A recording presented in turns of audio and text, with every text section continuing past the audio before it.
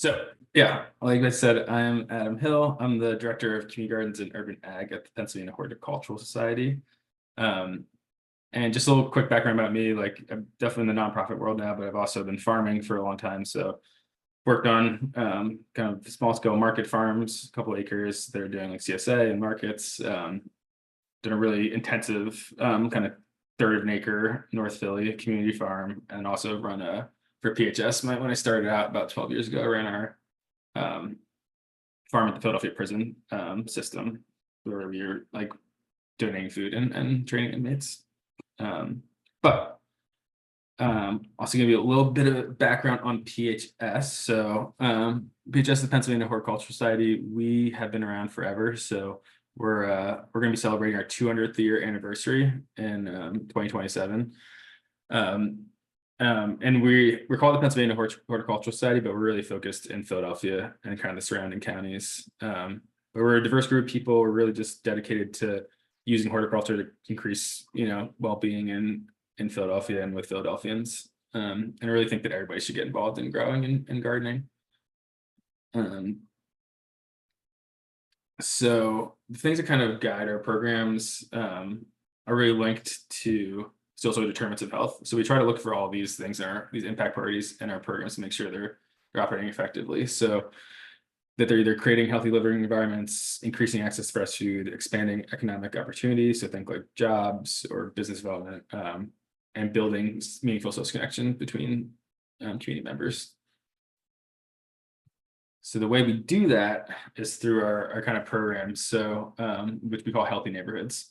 So one of those is community gardens and urban ag. So I'll go to more detail with that later, but I just want to mention also our trees program.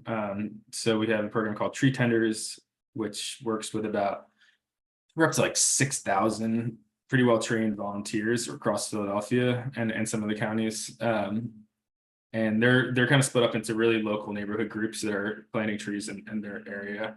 And they do almost, I think they're up to like almost 2,200 street trees a year, with about 1,100 in the spring and 1,100 in the fall. So it's a pretty cool program. Street trees are really essential, especially in places like Philadelphia where tree canopy is so low. And it's great to involve kind of neighborhood residents in beautifying, improving their own neighborhoods. We kind of help out with the back end stuff with like making sure the pit cut of the concrete's out and like getting the trees and organization and stuff like that. But they're the real heroes who do a lot of that work. And we also work on stormwater stuff through a rain check program with the Philadelphia Water Department. I feel like all the EPA people probably know that we are not in compliance with EPA regulations because we have our combined stormwater sewer system. But we do a lot of residential stuff with this. So like downspout planters, these kind of downspout planters, and also do some kind of discounted rates for installing purchase pavers and rain gardens and things like that on your property. And the last thing is vacant land care. So we have Philadelphia has like 40,000 vacant lots, which is a lot. And we really work to clean and green about 13,000 of those. We do that with this simple treatment, just like putting up a little wooden fence that helps stop the short dumping. And then just mow it and put out trash about, I think, every 2 weeks. So during the growing season.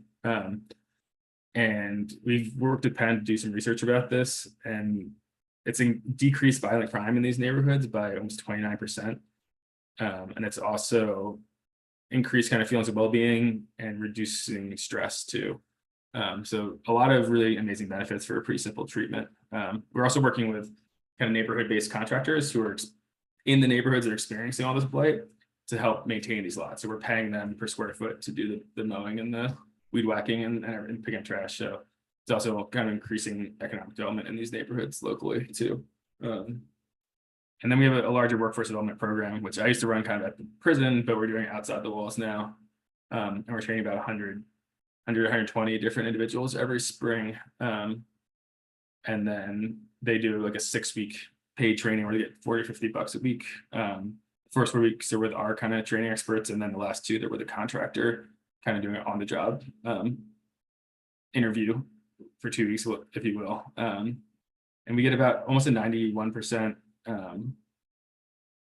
placement rate in jobs for our graduates. And this year, I think we're up to like our starting salary average is about $17.35 an hour. So really cool programs. But I'm a farmer. I want to talk about gardening, so I'll move on to that now. So gardening and growing food has really been in the culture and the kind of DNA of Philadelphia and at PHS forever. You know, people have been growing in the city for a long time. And we're really trying to help it just keep on going to its new iteration as we use more land here. There's a lot of gardens in Philly. There's like almost 400, but we've lost a lot in the last 10 to 15 years because of development. And a lot of these gardens are threatened in their high need areas. So like there are places where there's almost 75% of the population is well below the poverty line. And they need these spaces, these green spaces in these food producing areas to kind of improve these neighborhoods. So PHS really sees, and I see these community gardens as essential infrastructure to neighborhoods. So like almost like a park or a library. And we really want to make sure that they're protected and strengthened to live on forever for the residents there. They're really also great for accessing fresh produce. So I'm not just talking about like physical access, but or geographic access, but also like cultural access, economic access, culinary access. So people can grow the food that they want to eat and that they can afford in these neighborhoods. And it's not as simple as just like popping out a grocery store. So it's more effective in a lot of ways. It also helps kind of like build that self-reliance, food sovereignty kind of aspect of it, where people are able to provide for themselves in this way.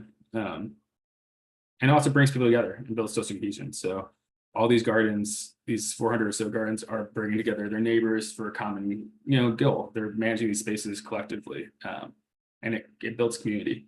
And like, so this guy Meritus is one of our gardeners at the Growing Together Garden in like Southwest Philly, Grace Ferry. And this garden is crazy. We built this out a few years ago, and it's got over 400 different plots, and there's 5 different language groups spoken there. So there's like refugees from Central Africa, Southeast Asia, and then also like local residents.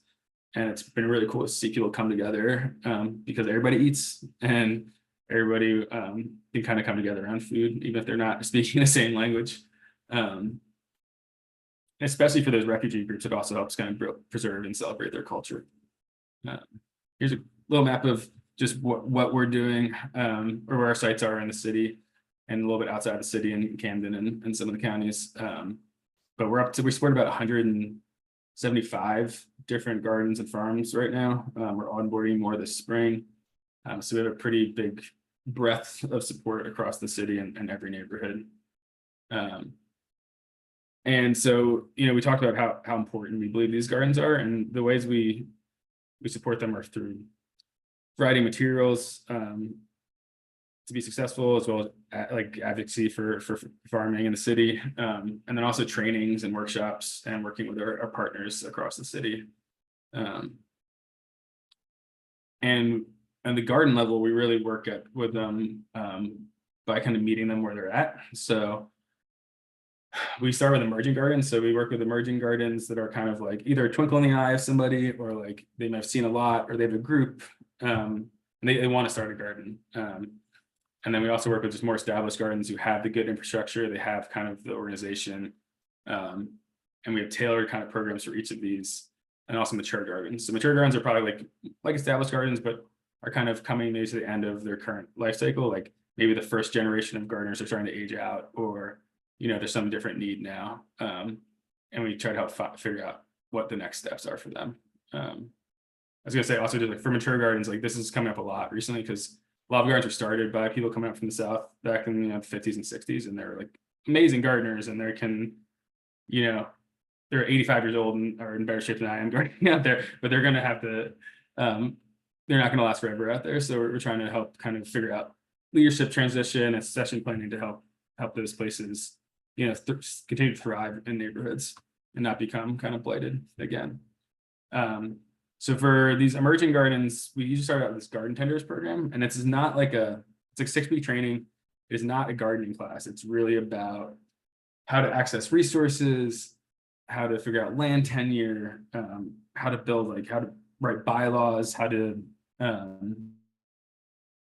people infrastructure side of things, which is really critical. I think a lot of people are like, oh, we're just like going to go and garden farm, but if you don't have these like building blocks of like a strong backbone for these garden groups, it's really they struggle, because like they're like, these community gardens are just like a, you know, any other like little microcosm society. There's like beef and there's like drama going on. If you don't have the tools and the things to deal with that, you got a lot of problems. So this is almost a prerequisite for a new group coming in for us, is to do this training.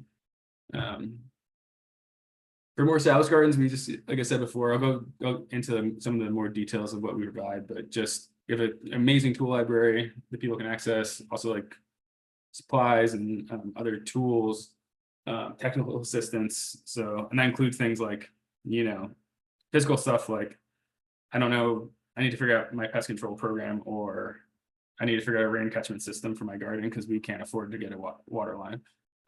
To, you know, we have a bad, like a conflict within the garden between like different groups, and we try to help work with them and figure out what we can do to help solve those issues. And another big thing is land preservation. So if you talk to gardeners in Philly or farmers in Philly, everybody's going to say land issues, land security is the biggest thing for us. And it's super complicated in Philadelphia, especially. So we work with the Neighborhood Gardens Trust, which is kind of its own nonprofit, but it's housed kind of within PHS, within my organization, and work really close together to help figure out how to preserve gardens as best we can. They're up to like, they have I think 59 that are permanently preserved now in the city, and they'll hold the lease and deal with the taxes and or not the taxes, but the insurance and all the stuff, so gardeners don't have to do that. And we also work with them a lot with like advocacy. So like in Philadelphia, it's like really not like community garden, urban farming is not seen as a permanent land use. And so we're trying to work with the city to try and make this like, it's not just like an interim use until someone builds a building there. It's an important thing that needs to be protected and preserved and advocated for.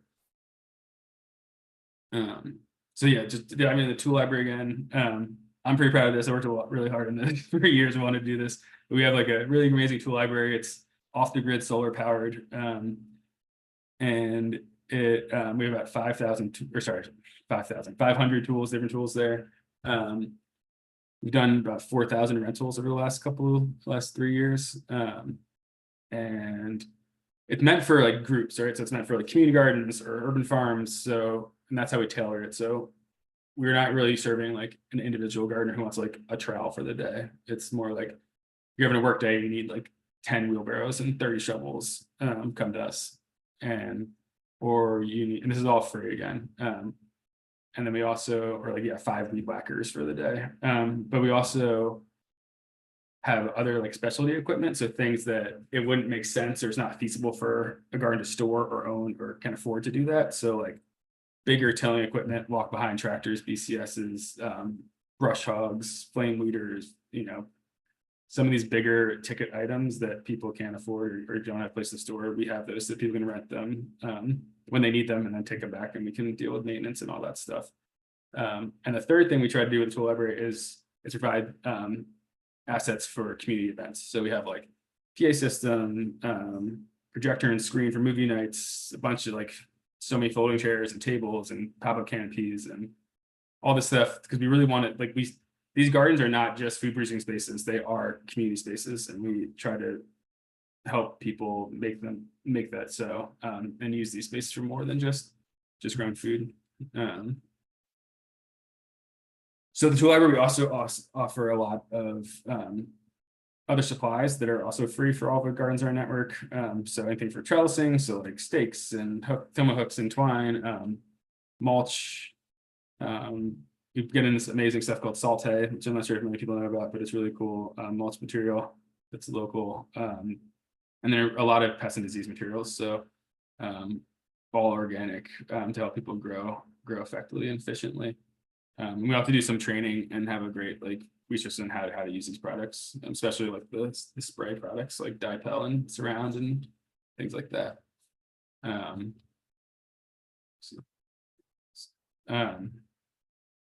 And another thing we do is when we have the resources to provide project support or kind of like mini grants. So these currently we have some funding through DCNR, which is our kind of state like park, like state park kind of agency. And we do up to $2,500 for gardens to do infrastructure improvements that can improve access to the garden. We're also kind of like workshops and other things that can bring people together. So that's been really successful. I think we've done about 45 of these or so over the last 3 years. And they've been really popular. And again, just make these spaces really essential for these neighborhoods and make them more accessible for everybody. And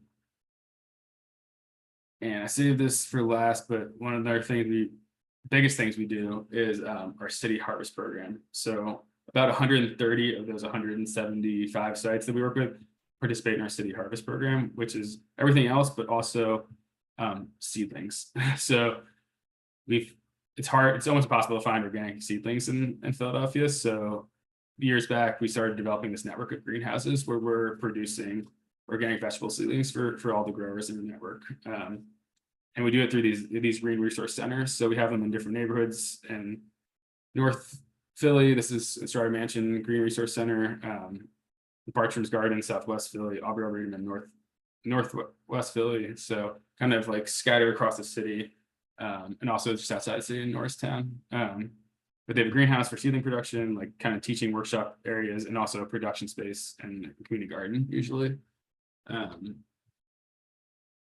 And we also partner with we try to develop a partner at each of these sites, so that we're not just producing seedlings for ourselves, but also kind of building a capacity of another organization. So we usually come in and like we'll fundraise and pay for the upfront infrastructure costs, and then work with this partner organization. So we have like Weaver's Way Farm, Sankofa Farm, East Park Revitalization Alliance are our 3 big partners.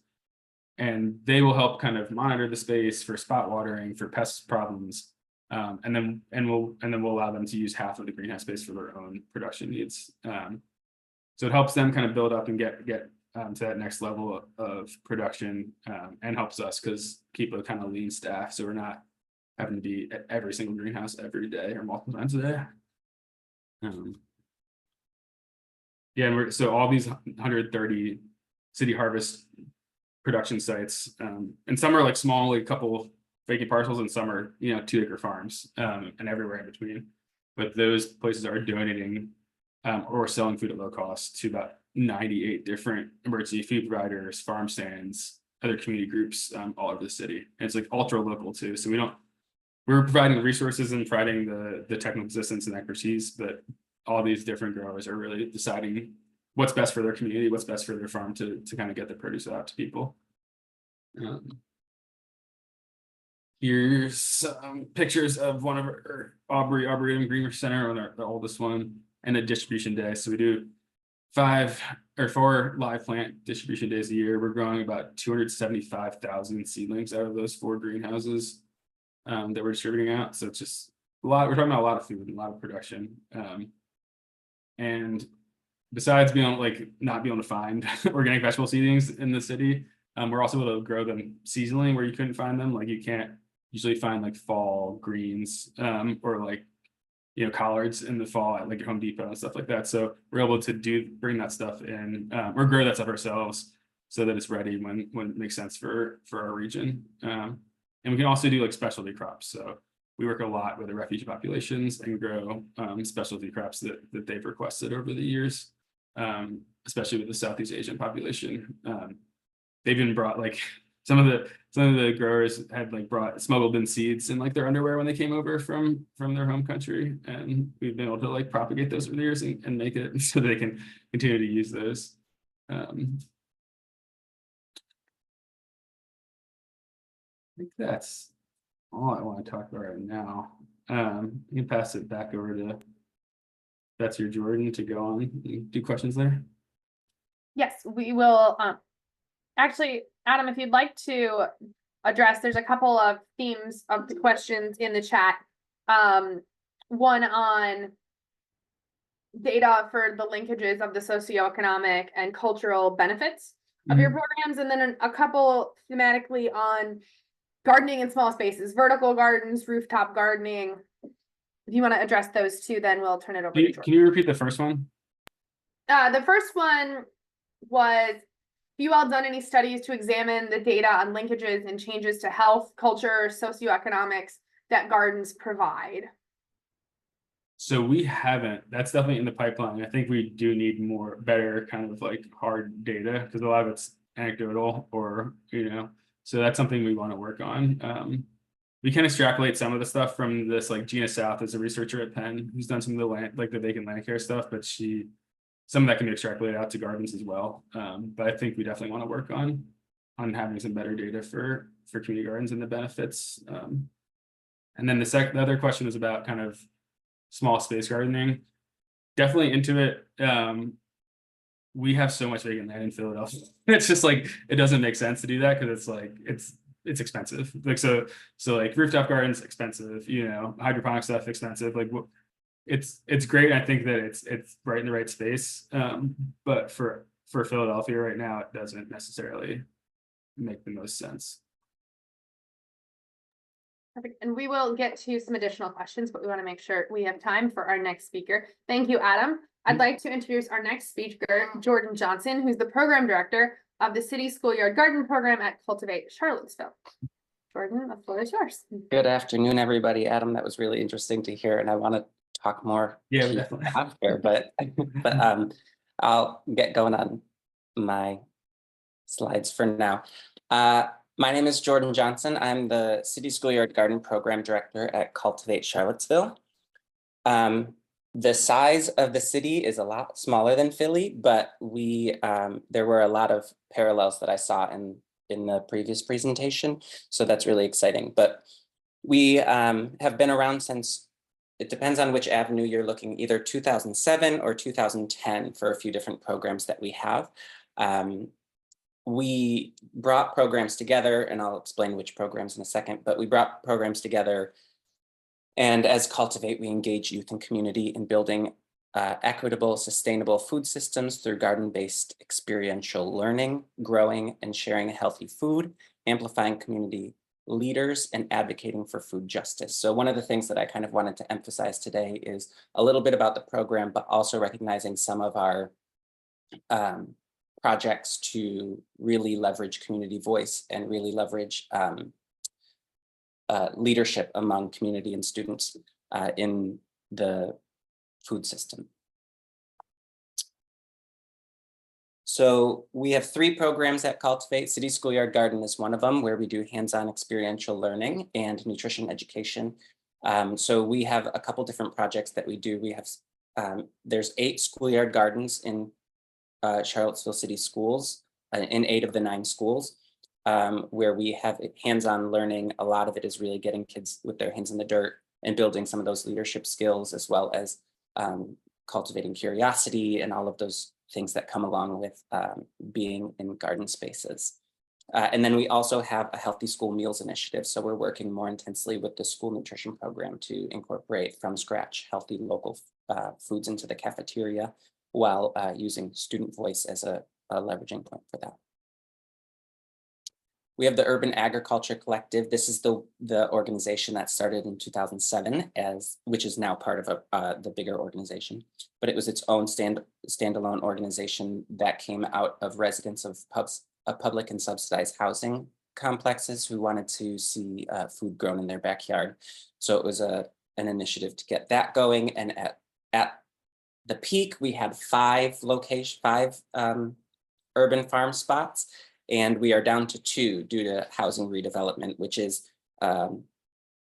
great that there's housing redevelopment. We want to see redevelopment in public and subsidized housing complexes, and it's also challenging that it came at the expense of having access to food grown in the backyard in that way. So we're working to figure out how we respond to that land loss. And a lot of it is really dependent on people's generosity of having the space and are willing to let us use that space. So we're working to incorporate something more stable and sustainable for land use in the city for urban farming plots. And then the last program that we have in Cultivate is the Food Justice Network. This is in Charlottesville. We have lots and lots and lots of nonprofits, lots of them. So one of the things that the goal of the Food Justice Network is to bring some of the like-minded organizations together and use that to amplify a single message or a few messages, but trying to make it so that people aren't, that people are working together and able to collaborate, and it makes a stronger food system to have organizations who are working in food come together and share a vision and an understanding of what needs to be done. This is also where we've had, I'll talk about that in a second. This is our team right now. We have 13 staff. Right now, we usually are around 15 staff, but we're down a few positions, so we're recruiting and getting people on board. So when it comes to community engagement, there's a few facts that we work with as an organization. We recognize food is a human right. We recognize that food systems are racist, that it's when you look at neighborhoods that are predominantly Black and brown or BIPOC neighborhoods, or when you look at that the level of food insecurity is higher than it is in white neighborhoods in the city. And that is systemic. So we need to figure out how we address that. And when we're looking to prioritize neighborhoods, when we're looking to prioritize community members, how are we making sure that we're leveraging the voices who are often overlooked or not listened to? So we also recognize that communities impacted by systems of oppression know what needs to be done to address the oppression. So it's stronger to have the vision and understanding coming from a community than it is to have outsiders who don't live in neighborhoods to say, this is what you need and this is what you value. Time and stories are valuable, so people need to get compensated appropriately whenever possible. So the 3 programs that I'm going to talk about in a minute are all paid programs. We recognize that volunteering is a luxury that is not often afforded to, or is not as commonly afforded to, low wealth families. So we want to ensure that when we're sharing or when we're coming together and we're asking for voices, that people are compensated the same way that when I show up in that room as an employee, I get compensated. So we make sure that everyone has appropriate compensation for that. People need to know what their information is being used for. There's a lot. We have a lot of big institutions who are often coming into neighborhoods and asking for survey and data collection, which can be pretty exhausting on low wealth communities, and is often not delivered back to the community. So how do we make sure that what we're doing is valuable and that they understand, or that people who fill out surveys or people who are part of programming understand what it's used for? And then the more voices, the better. So we don't live in a monoculture. We know that people have a lot of different opinions, and what one person needs is different from another person. So the more voices we have, the better we can understand the complexities of neighborhoods and the food system in Charlottesville. So this isn't usually how I break up the programming, but for the sake of community engagement and wanting to build leadership among different residents in Charlottesville, I wanted to kind of break it up like this. We work a lot with students in our city schoolyard garden program. We've had high school graduates who've come back and said that they want to continue working and continuing to work in the food system specifically. So we've had students come back and worked on projects with previous students. And then we also have our community engagement, where we're trying to prioritize making sure that we are getting all the generations of people engaged in the food system in some way. So the 3 programs, I'm going to pull one from each of them that are kind of comparable to each other. So the first one is our high school food justice internship program. So this is a paid internship program for 8 to 12 students in Charlottesville City Schools, where they're paid. It's 6 weeks in the summer, and it's 20 hours a week. Some of that time is dedicated towards garden care and learning about gardening and learning about the resources in Charlottesville, as well as like some farms throughout the region. But we also have a few projects that are the afternoon during the hot parts of the day that are inside, where we're talking a little bit more. We have a healthy school meals initiative, or sorry, a healthy school meals unit, where we're talking about how to impact the school nutrition program and what they would like to see change through the system, and what they enjoy and what they appreciate and what they want to see continue. And then we also have our food justice unit, which is focusing more on introducing the idea of food systems and to high school students. So recognizing that it needs to be a conversation, and we need to like cultivate that and kind of plant those seeds to have them understand the intricacies of how much other people impact access to their own plate.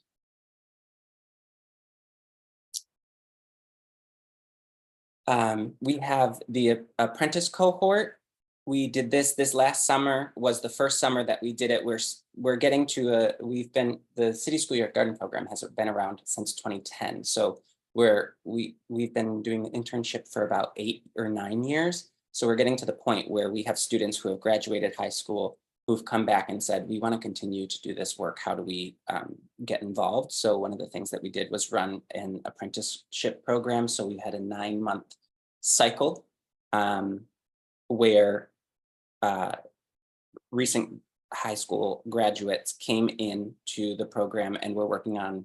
They started out by shadowing staff who were doing projects that the students were interested in, whether that's being a garden coordinator at an elementary school, or doing work on the urban farm, or doing policy and systems work in the food justice network.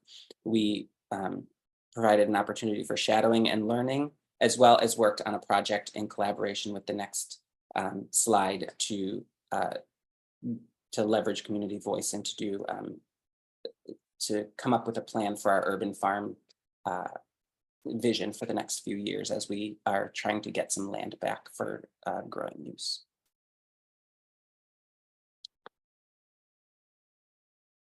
And yeah, so they collaborated with the community advocates, which is the next slide, for the Power to Grow campaign.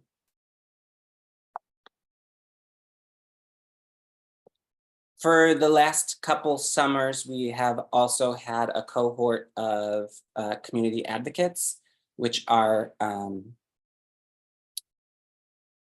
the older demographic of residents, wanting to make sure that we're hearing not just, we were so intensely working with students that we wanted to take a step back and recognize that we need to incorporate other generations in that conversation.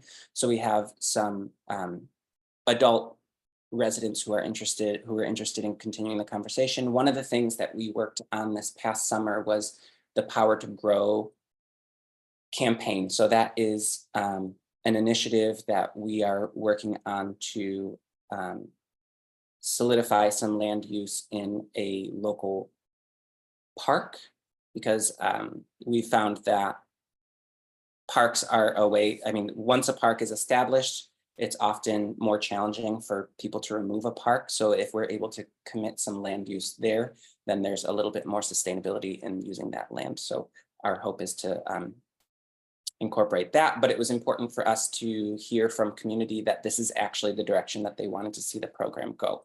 So we had a series, I think there were five community advocates that worked with the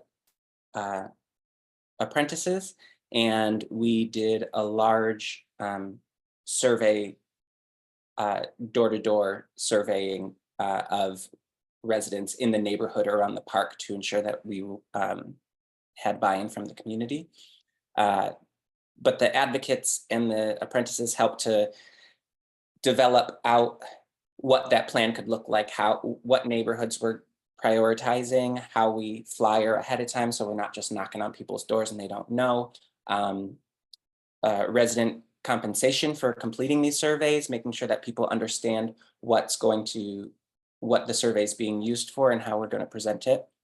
And then we took all of that data that was collected, and we presented it to, it was presented to City Council to commit public lands for urban agriculture program in Charlottesville.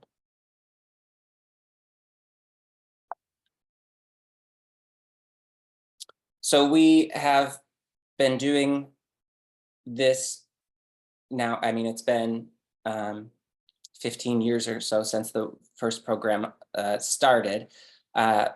It's really, we work really hard to get a really thoughtful program established, but also recognizing the need to implement that program to that plan to the best of our ability, while also recognizing that things are going to need to change and we're going to have to adapt.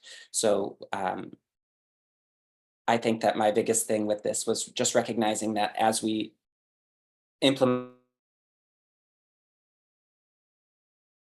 but also recognizing that there may be needs that need to be addressed, and we may need to shift that project. So I think that that's that picture in the middle actually is from our COVID response stuff that we did a few years ago. That was very outside of our wheelhouse of, this was more of emergency response to food, emergency response with food. So that is not really our focus to hand out bags of food in that manner, but it was important for us to take a second and recognize the need in that moment. So we've continued to need to modify our programming through COVID, and then also as we develop more and understand the complexities. So I think that is my last. That is my last slide. I went through that really fast. That was so fast. I tried to not. There's just a lot of content, and I'm trying to give a broad stroke, but it's hard to not get caught up in some of the intricacies of it and the exciting parts.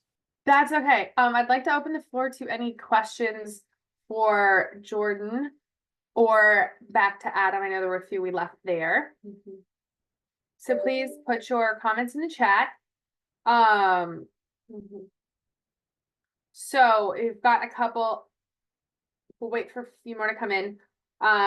Someone, I think this is for Adam, but Jordan, please jump in if your projects kind of touch these.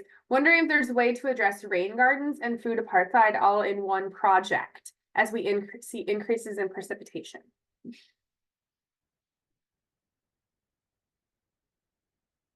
I would like to hear more about the question. I'm not sure. I don't know anything about, did they say rain gardens? Yeah. Yeah, I don't know much about rain gardens or food that grows well in rain garden. I feel like this is a question that I would like to ask the person who asked, like what ideas they have in it. I'm not quite, I'm not really savvy on it. I know that there was a question about rooftop stuff, and we really, as an organization, really, like, one of the challenges that we've faced, or not challenges, but one of the kind of questions that we had at one point was, do we incorporate hydroponics into like student education? And do we have hydroponic gardens? And we have committed to not doing hydroponic gardens because part of our goal is to have kids get their hands in the dirt. So when it comes to like rooftop gardens or hydroponic gardens, we kind of steer clear because our goal is focused on land use and recognizing the value of students having their hands in the dirt, in the soil, in the gardens, and that connection to nature in that way. So that's kind of been our goal. I kind of diverted from the original question though, and I don't have any. We have not talked about that as far as rain gardens at all. I would follow up just on the vein you're talking about, Jordan, and just that, yeah, in terms of like those kind of alternative like growing techniques, like that, we also find that it's just, besides there just being a lot of open land in Philadelphia, like that a lot of the growers that we work with, you know, are feel pretty passionate about growing in the ground and their connection to the land and the soil, and they feel like those other, like hydroponic growing is not, they're missing out on something. It's more than just production. It's like a spiritual thing, and it's connecting back to culture, and it's, you know, a lot of, with both like refugee gardeners and just like a lot of like African diasporic farms, like it's something that, yeah, being in the dirt in the land and feeling that connection is really important. So I also do want to have a caveat that says Cultivate, or Charlottesville, is not the size of Philadelphia. We have 50,000 residents in the city. So recognizing we don't have high rises. We have a few, but it's like 7 stories. It's not, there's not really, we're not struggling for green spaces in that way, I think is what I'm trying to say. We work on some rooftop gardens that are ornamental and are like sedum, that's like kind of more the soil volume they can get away with in a lot of buildings. Jordan, someone wanted to follow up. Are the school gardens only at elementary schools? So no, there's 9 schools in Charlottesville and we have 8 schoolyard gardens. There's 6 elementary. There's an upper elementary where we do not have a garden because of redevelopment. It's been in the works for many, many years. So they're finally following up with it. So we never ended up implementing one there. And once redevelopment happens, we can reevaluate. And then we have a middle school garden, which was actually our original one, was at the middle school, which has actually since been, there's a science building being built in there that started last year. So we have relocated that garden to a temporary one and they have a plan for a permanent garden again. And then we have a high school garden. Cultivate is mostly focusing on engaging elementary schools at this point because in the past few years, Charlottesville City Schools has committed to an urban farming program. So they have an urban farming or an urban ag teacher at the middle school and at the high school. So they're focusing more on it's under the market curriculum. So they're focusing on incorporating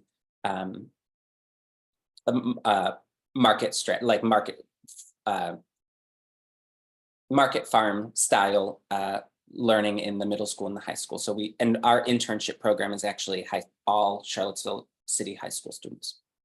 That's pretty cool. And I see in chat, for anyone interested, a number of folks are posting various items that grow well in a rain garden. So I want to jump back up to an early question. I think, Adam, this was for you, but I think it applies to both of you. Some of the community gardens in their community are not well maintained after they're installed and they're kind of unwanted. Do you have any experience with folks in food desert communities that actually don't want to get involved? Or Sure. that might not have I think they started with time, mobility, and resources to maintain these gardens. Yeah, gardening is not for everybody, for sure. So I would say that there's definitely that case. And that's okay. And their neighbors can, and it's like your neighbors can garden and grow food for you, and you can get involved other ways. I'd also say that I think they're talking about, times where gardens have kind of collapsed, and I think, or like, fallen in disrepair or dismaintenance. And I think that sometimes it's also like how the garden is started, and it's like, it's got to be a ground up kind of deal. If it's coming from the top and people are like, oh, it's not green gardens are not like if you build it, they will come kind of thing. It's got to be kind of like, there's got to be some sweat equity into it. So people are part of it. And again, I think we did it one time, we like kind of like had some grant funding, and we like was like in a prior neighborhood, we kind of like tried to start a garden and like bring people in and like do community development, or being building while we were doing it. And it just did not work. So it's like, you got to kind of like take your cues from the neighborhood and from the community of what they want, and help them kind of realize that stuff. And I say also like like I mentioned in my presentation, like helping develop the people infrastructure is huge. And like if you don't do that, then that's why gardens fail. It's not because of other things. It's usually because of the people infrastructure side of things.